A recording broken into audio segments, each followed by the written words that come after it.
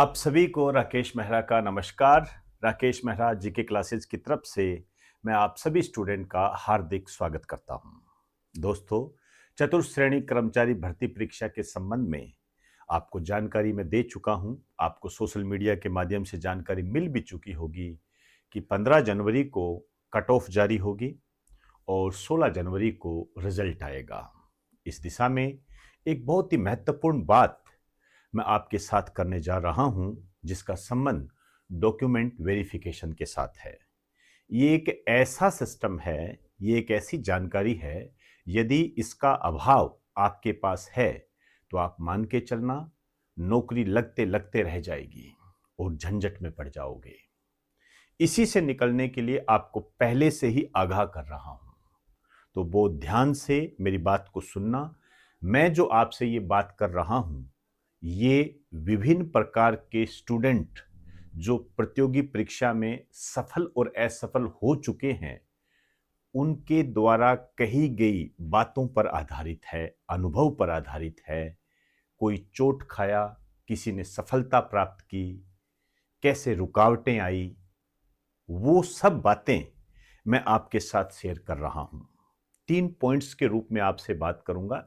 सामान्यतः आपको इसके बारे में जानकारी होती है, तो इसी दिशा में मैं आपके लिए एक अनुभव से भरा हुआ ये वीडियो लेकर आया हूं, ताकि आप कोई गलती ना कर सको।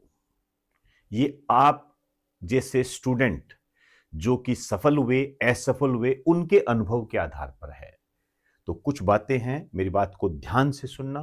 मैं आपको ये बताने जा रहा हूं कि यदि ये 3 डॉक्यूमेंट्स नहीं है तो चेक कर लो, सतर्क हो जाओ।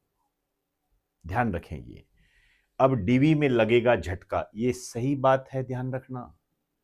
एक छोटी सी गलती आपको नुकसान पहुंचा देगी। वो कौन सी छोटी सी गलती है, वही बात मैं आपको बताने जा रहा हूं। आइए, 3 डॉक्यूमेंट्स की मैं आपसे बात कर रहा हूं, मेरी बात को ध्यान से सुने आप। विशेष रूप से जो पहला पॉइंट है वो ईडब्ल्यूएस और एमबीसी के लिए है। आप जानते हो इसके लिए सर्टिफिकेट होते हैं। यहां पर एक विशेष बात यह है कि ईडब्ल्यूएस और एमबीसी सर्टिफिकेट जो होते हैं, इनकी जो एक्सपायरी डेट होती है वो 1 साल होती है। 1 साल होती है, ध्यान रखें ये। इस कारण से आपको सतर्क हो जाना चाहिए। इसको आप अपडेट करवा लो, रीन्यू करवा लो। ये महत्वपूर्ण बात है, ध्यान रखें।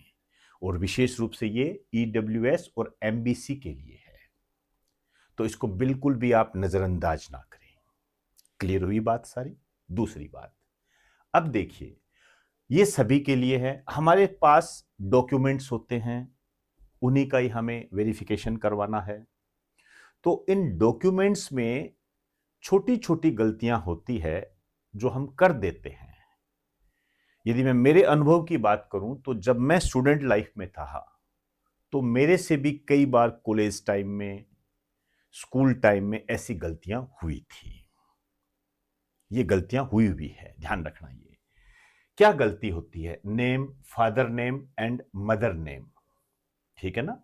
आपका नाम, आपके पिता का नाम और आपकी माता का नाम एरर आ जाए। एरर क्या आएगा? जैसे कई बार क्या होता है, माता का नाम है सरोज देवी, किसी दूसरे डॉक्यूमेंट में लिखा हुआ है ओनली सरोज, तीसरे डॉक्यूमेंट में लिखा हुआ है सरोज बाई। समझ में आई बात सारी?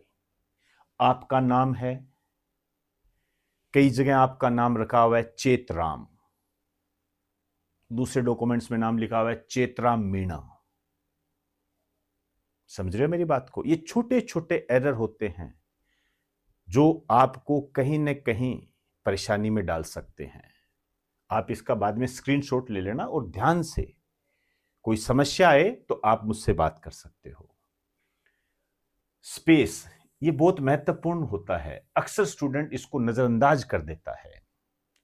नाम के बीच में या कहीं भी हमें स्पेस देना है, वो उसकी अनदेखी हो जाती है। इसको ठीक कर ले। रॉन्ग स्पेलिंग ये भी बहुत बार देखने को मिलती है। होता क्या है, मीना, मीणा, ठीक है ना। अब जैसे मैं मेरे नाम की बात करूं, मेहरा, पता लगा MAH आ गया। ये स्पेलिंग मिस्टेक हो जाती है कई बार और फिर एक हमारे लिए झंझट पैदा कर देती है। 10वीं की मार्कशीट से मैच, ध्यान रखना, ये सब जो चीजें आपको बता रहा हूं ये 10वीं की मार्कशीट से मैच होनी चाहिए। आपकी 10वीं की मार्कशीट में जो बातें लिखी हुई है, जैसा आपका नाम है, जैसे आपके पिता का नाम है, जो भी है, ये 10वीं की मार्कशीट से मैच होनी चाहिए। समझे ना बात को। आधार कार्ड, बैंक पासबुक, ध्यान रखें, बैंक पासबुक ये बहुत महत्वपूर्ण होता है। आपकी जो सैलरी आएगी वो इसी में आएगी। रुक जाते हैं, ध्यान रखना, सैलरी रुक जाती है। क्या बात करते हो, जब पुराने लोगों का अनुभव आप देखोगे ना तब आपको पता लगेगा। ये सब डॉक्यूमेंट्स आपके क्लियर होने चाहिए, सब में सेम नेम हो, ध्यान रखना। एक नाम होना चाहिए, उसमें किसी भी प्रकार की कोई भी परेशानी नहीं होनी चाहिए, कोई भी समस्या नहीं होनी चाहिए। ध्यान रखना ये चीजें, स्पेलिंग के संबंध में, स्पेस के संबंध में, ये सब चीजें मोटे तौर पर आपको मैं ये कह सकता हूं कि आप 10वीं की मार्कशीट को पकड़ लीजिए और उस मार्कशीट के आधार पर आपका जो भी डाटा है उसको क्लियर कर दें। यदि कोई गलती है तो उसको सुधार लें, यदि उसमें समय लगता है तो उसका एफिडेविट बना लें। यह भी एक तरीका होता है। कुछ न कुछ आपको अपने पास रखना है, आपके पास जवाब होना चाहिए। क्लियर। पुलिस वेरिफिकेशन ये तीसरा महत्वपूर्ण पॉइंट है। पुलिस वेरिफिकेशन, यदि आपकी पूरी जिंदगी में किसी न किसी रूप में किन्हीं कारणों से यदि पुलिस स्टेशन से कोई पाला पड़ गया है और आपका नाम वहां पर है, या तो आपके कारण है या किसी ने आपको कारण बनाते हुए वहां पर आपका नाम दे दिया, ध्यान रखें, उसका निवारण कर लेना, रिसोल्व कर लेना, ये बहुत महत्वपूर्ण होती है बातें सारी। तो ये बातें मैंने आपको कुछ बताई है, इसका ध्यान रखें आप सारे। आपके सर्टिफिकेट में आपका नाम, आपके पिता का नाम, आपकी माता का नाम, इससे संबंधित कोई स्पेलिंग मिस्टेक, एरर हो गया या स्पेस से संबंधित कोई बात होगी, वो मैंने आपको बता दिए, ये नहीं होनी चाहिए। क्लियर होगी बात सारी।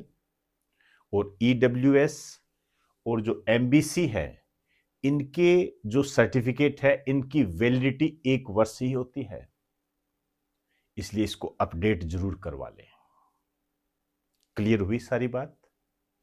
तो दोस्तों, ये कुछ बातें मैंने आपको बताई है जो कि अब कट ऑफ के बाद में जब आपको ये लगेगा, आपको पता लगेगा कि आप सिलेक्शन की लाइन के अंदर है, 2 गुना में आपका नाम आने वाला है, फिर आपको DV के लिए बुलाया जाएगा, ये तैयारी पहले ही कर लो, सतर्क हो जाइए। कोई भी जानकारी आपको लेनी हो आप कमेंट बॉक्स में लिखिए, नहीं तो आप मुझसे पर्सनल बात कर सकते हो।